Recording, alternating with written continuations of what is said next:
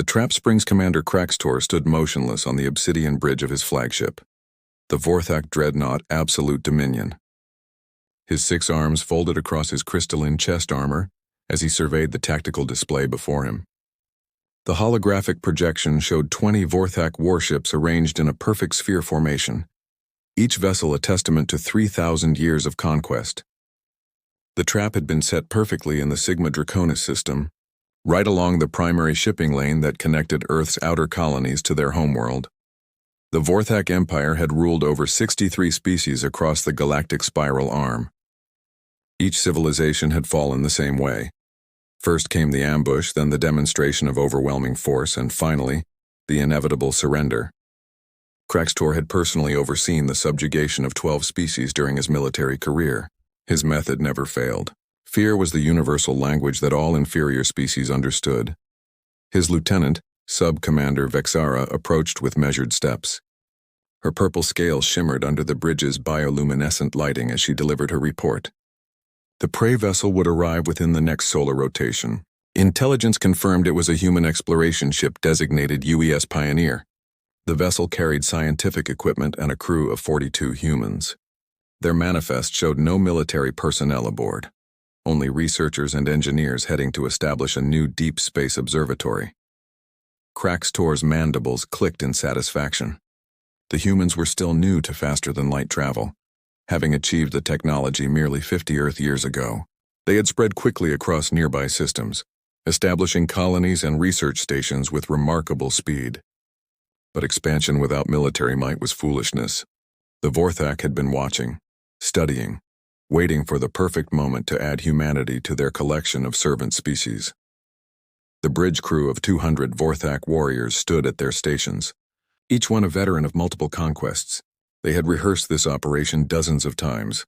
First, they would allow the human ship to emerge from hyperspace. Then, all 20 warships would simultaneously drop their cloaking fields, revealing the hopelessness of the situation. Finally, Kraxtor would broadcast the standard surrender demands while displaying recordings of previous conquests. No species had ever refused once they witnessed the fate of those who resisted. A pulse of energy rippled through space as sensors detected an incoming hyperspace signature. The human ship was arriving exactly as predicted. Kraxtor straightened his massive frame, standing nearly 3 meters tall, his ceremonial cape, woven from the silk of a conquered world, draped behind him. This would be another glorious victory for the Empire. Space itself seemed to tear open as the UES Pioneer emerged from hyperspace. The human vessel was smaller than Kraxtor had expected, perhaps 200 meters in length. Its design was utilitarian, almost primitive compared to Vorthak technology. The hull was a dull gray metal with minimal armor plating. Several communication arrays and sensor dishes protruded from various points. It looked exactly like what their intelligence had reported. A civilian research vessel with no significant defenses. Kraxtor waited until the human ship had fully materialized before giving the order. All ships dropped their cloaking shields simultaneously. 20 Vorthak warships appeared from nowhere, each one dwarfing the small human vessel. The largest, Kraxtor's flagship, was over 2 kilometers long and bristled with plasma cannons capable of cracking a moon in half. The psychological impact should have been immediate and devastating. Kraxtor had seen it countless times before. The moment of realization when a species understood they were completely outmatched. The panic that would spread through their crew. The desperate attempts to flee that would prove futile. But something was different this time. The human ship did not attempt to run. It did not power up what limited weapons it might have. It simply sat there in the center of the trap as if waiting. Kraxtor found this peculiar but not concerning. Perhaps the humans were so overwhelmed they had frozen in terror. He ordered a communication channel opened. The main viewing screen flickered to life, revealing the bridge of the human vessel. Kraxtor was surprised by what he saw. Instead of panic and chaos, the human crew stood calmly at their stations. In the center sat a human male with graying hair and weathered features. His uniform indicated he was the ship's commander. Captain Marcus Chen looked directly at the screen without a trace of fear in his eyes. His expression was one of mild interest, as if he had encountered something unexpected but not particularly concerning during a routine survey mission. Behind him, his crew continued their work without any visible signs of distress. Kraxtor began his standard intimidation speech. his voice booming through the translation systems. He identified himself as Supreme Commander of the Vorthak Empire's Third Conquest Fleet. He explained that the human vessel was surrounded by 20 warships, each capable of destroying their ship in seconds. He demanded immediate and unconditional surrender. The humans would lower their shields, power down all systems, and prepare to be boarded. Any resistance would result in the complete annihilation of their vessel and crew. Captain Chen listened patiently to the entire speech without interrupting. When Crackstor finished, the human actually smiled slightly. The captain leaned back in his command chair and spoke in a calm, measured tone. He thanked Crackstor for the introduction and acknowledged that they were indeed surrounded. He confirmed that the Vorthak ships were impressive and clearly powerful. But then he said something that made Crackstor's scales shift color in confusion. Captain Chen explained that humanity had been expecting this moment for quite some time. Ever since achieving faster-than-light travel, they had detected signs of the Vorthak Empire's presence in neighboring systems. They had found the ruins of civilizations that had been conquered. They had intercepted communications discussing the Empire's expansion plans. Humanity had spent the last 5 decades preparing for exactly this scenario. Crackstor laughed, a harsh sound that resembled grinding metal. He ordered his communications officer to begin broadcasting the conquest recordings. The screen filled with images of burning worlds, kneeling leaders, and entire species accepting Vorthak rule. The Zalani Commonwealth had fielded a fleet of 500 ships and lasted only 3 days. The Meridian Alliance had hidden in fortified asteroids and been crushed within a week. The Silex Federation had used antimatter weapons and still fallen in less than a month. The recording showed millions of beings from different species laboring in Vorthak facilities, their spirits broken, their cultures erased. It was a deliberate display of hopelessness designed to crush any thought of resistance. Crackstor had used these same recordings to break the will of a dozen species, but Captain Chen watched without flinching. When the recording ended, he actually appeared thoughtful rather than terrified. He asked Crackstor an unexpected question. In all those conquests, had the Vorthak ever wondered why humanity had spread so quickly across the stars? Why they had established so many colonies in such a short time? Why their ships, though appearing primitive, were able to travel vast distances with such small crews? Before Crackstor could respond, Captain Chen continued. He explained that humanity had a unique history. Unlike the Vorthak, who had achieved dominance on their homeworld early and expanded outward as conquerors, humans had spent thousands of years fighting each other. They had perfected warfare to an art form before they ever left Earth. They had developed weapons that could destroy their entire planet multiple times over, while still confined to one world. When they finally reached the stars, it was not as conquerors but as survivors of their own violent nature. Crackstor grew impatient with the humans' philosophical rambling. He demanded an answer. Would they surrender or be destroyed? Captain Chen stood up from his chair and walked closer to the screen. His expression had changed. The mild interest was gone, replaced by something Crackstor had rarely seen in prey species. Determination mixed with what almost looked like pity. Captain Chen revealed that the UES Pioneer was not what it appeared to be. The scientific equipment in their cargo holds was real, but it was not their primary mission. They were bait. Humanity had been seeding the galaxy with ships like theirs for years, waiting for someone like the Vorthak to take the bait. Every major shipping lane had human vessels traveling them, each one carrying something far more dangerous than weapons. They carried information. Detailed scans of every ship that approached them, analysis of weapons, shields, and propulsion systems, communications intercepts and tactical assessments, all of it transmitted in real time back to Earth through quantum entanglement communicators that the Vorthak could not detect or jam. The Pioneer had been scanning the Vorthak fleet from the moment they dropped their cloaking fields.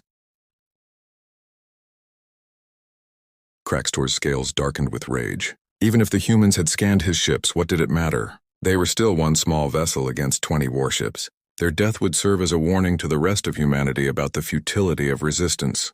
He ordered his weapons officers to target the human ship, but Captain Chen raised his hand in a gesture that seemed almost apologetic. He explained that there was one more thing Crackstor should know. The Pioneer had not just been scanning the Vorthak ships. They had been transmitting something else as well. An activation signal that had just reached every human vessel, station, and colony within 1,000 light years. The signal contained three things: the complete tactical analysis of the Vorthak fleet, the location of the ambush, and a single word that every human in space had been waiting to hear for 50 years. The word was Phoenix. Humanity's reckoning. Kraxtor felt the first tremor of uncertainty as Captain Chen explained what Phoenix meant. It was humanity's contingency plan, developed in secret over 5 decades. Every human colony, every research station, every mining outpost, and every ship in space had been preparing for this moment. The moment when humanity would reveal what they had learned from their violent history, that the best defense was not shields or armor, but the willingness to do whatever was necessary to protect their species. The Vorthak sensors suddenly erupted with alerts. Hyperspace signatures were appearing all around them. Not one or two, but dozens, then hundreds. Sub-Commander Vexara's scales turned white with shock as she reported the numbers. 400 human vessels were emerging from hyperspace in a perfect sphere formation around the Vorthak fleet. But these were not the crude research vessels or cargo haulers the Vorthak had observed before. These ships were sleek, angular, and clearly designed for one purpose: war. The humans had been hiding their true military capabilities, showing the galaxy only what they wanted others to see. Every colony ship had been a troop ship in disguise. Every research station had been a weapons platform waiting to be activated. Every mining vessel had been gathering resources for the war machine humanity had been quietly building. Captain Chen's expression remained calm as chaos erupted on the Vorthak bridge. He explained that humanity had learned something from their history, that the Vorthak, in their 3,000 years of easy conquests, had never needed to understand. The humans called it mutually assured destruction. It was the principle that had kept their species from destroying themselves during their nuclear age. The idea that any attack would result in such devastating retaliation that no victory could be worth the cost. The human ships were not just numerous, they were also unlike anything the Vorthak had encountered. Their hulls seemed to shimmer and shift, making them difficult to target. Their weapons were not the plasma cannons or laser arrays common in galactic warfare, but something else entirely. Kraxtor's science officer reported that the humans were using some kind of directed gravitational weapons, creating microscopic black holes that could tear through any known shielding. But most disturbing was what the sensors revealed about the human crews. Each ship had only a minimal biological presence. The vessels were primarily operated by artificial intelligences that could react and adapt at speeds no biological being could match. The humans had not just been building ships, they had been creating an entirely automated war fleet that could fight without hesitation, without fear, and without mercy. Kraxtor tried to maintain control of the situation. He ordered his fleet to attack, to break through the human formation before more ships could arrive. 20 Vorthak warships opened fire simultaneously, their plasma cannons lighting up space with brilliant green energy. The barrage should have vaporized dozens of human ships. Instead, something impossible happened. The human vessels seemed to predict where the shots would land, moving with perfect coordination to avoid the attacks. Their formation shifted and flowed like a living organism, each ship supporting the others in a complex dance of offense and defense. It was as if they were not 400 individual vessels, but a single entity with 400 parts. Captain Chen explained that this, too, was something humanity had learned from their history. They called it swarm tactics, inspired by insects on their homeworld. No single ship was important. The swarm itself was the weapon. Destroy one ship and the others would adapt. Destroy 10 and the swarm would learn from their destruction. Destroy 100 and the swarm would have evolved new tactics to prevent further losses. The human retaliation began not with massive volleys of weapons fire, but with surgical precision. Gravitational weapons targeted specific points on the Vorthak ships: power conduits, shield generators, weapon arrays. It was clear the humans had used their scans to identify every weakness in Vorthak technology. Within minutes, 3 Vorthak cruisers were dead in space, their systems completely disabled but their crews still alive. Kraxtor realized with growing horror that the humans were not trying to destroy them. They were demonstrating that they could destroy them at any time, but were choosing not to. It was psychological warfare at a level the Vorthak had never experienced. The predator had become the prey, and the prey was toying with them. More hyperspace signatures appeared. Another 300 human ships emerged, but these were different, larger, more heavily armored with weapon systems that made the first wave look like scouts. Captain Chen identified them as humanity's deep space battleships, ships that had been hidden in dark space between the stars, waiting for activation. But the true horror was yet to come. Chen revealed that every human ship was equipped with something called a Nova Protocol. If destroyed, each vessel would trigger an antimatter cascade that would not just destroy itself, but create a chain reaction in subspace that would make hyperspace travel impossible in that region for decades. If the Vorthak destroyed the human fleet, they would also trap themselves in this system forever, cut off from their empire, slowly starving as their supplies ran out. It was mutually assured destruction on a galactic scale. The humans had turned themselves into a weapon that could not be used without destroying the user. They had made conquest impossible by making victory meaningless. Even if the Vorthak somehow won this battle, they would lose the war simply by fighting it. Crackstor's bridge crew was beginning to panic. Several officers reported that human ships were appearing throughout Vorthak space, not attacking, just appearing, scanning, and disappearing. The message was clear: humanity could strike anywhere at any time. The Empire's 3,000 years of dominance had been built on the assumption that they were the apex predator. Now they discovered they had been poking a sleeping giant. Captain Chen made a final revelation. The Pioneer and ships like it had not just been scanning Vorthak technology. They had been carrying something else: biological samples from Earth, specifically samples of Earth's most adaptable organisms, bacteria, viruses, and other microorganisms that had evolved in Earth's competitive biosphere. These organisms had been quietly released on every world the Pioneer had visited, including several Vorthak colonies. The organisms were harmless to humans, who had evolved alongside them. But to species that had never encountered Earth biology, they could be devastating, not immediately lethal, but debilitating enough to cripple infrastructure and military effectiveness. The Vorthak would need human cooperation to develop countermeasures, or their empire would slowly collapse from within. It was brilliance and brutality combined. The humans had not just prepared for war, they had made war impossible. Any attack on humanity would result in the attacker's own destruction, either through military retaliation, strategic denial, or biological warfare. They had turned the entire galaxy into a chessboard where the only winning move was not to play.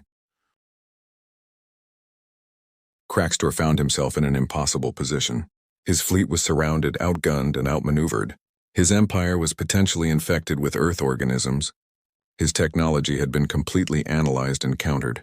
And worst of all, the humans were offering him a choice rather than demanding surrender. Captain Chen laid out the terms. The Vorthak Empire would immediately cease all expansion and release all conquered species who wished for independence. They would establish peaceful relations with humanity and all other species. In return, humanity would provide medical assistance for the biological contamination and would not pursue military action against existing Vorthak worlds. It was not conquest or surrender, but something the Vorthak had never considered: coexistence. The alternative was clear. If the Vorthak refused, humanity would not invade or conquer. They would simply isolate the Empire, making hyperspace travel impossible around their territory, letting the biological agents run their course, and waiting. The Vorthak would not be destroyed by weapons but by their own inability to adapt to a galaxy that had suddenly become hostile to their existence. Crackstor looked at his tactical display. 700 human ships now surrounded his fleet, with more arriving every moment. But beyond them, sensors detected something else: ships from other species. The Zilani, the Meridians, the Silex, and dozens of others. They were not attacking, just watching, waiting to see if their conquerors would finally face judgment. Captain Chen stood on his bridge, his crew still calm and professional. He had not raised his voice once during the entire encounter. He had not threatened or boasted. He had simply explained the reality of the situation with the patience of a teacher educating a slow student. It was more humiliating than any defeat in battle could have been. The human captain spoke one last time. He explained that humanity had no desire to rule over others or build an empire. They had seen where that path led through their own bloody history.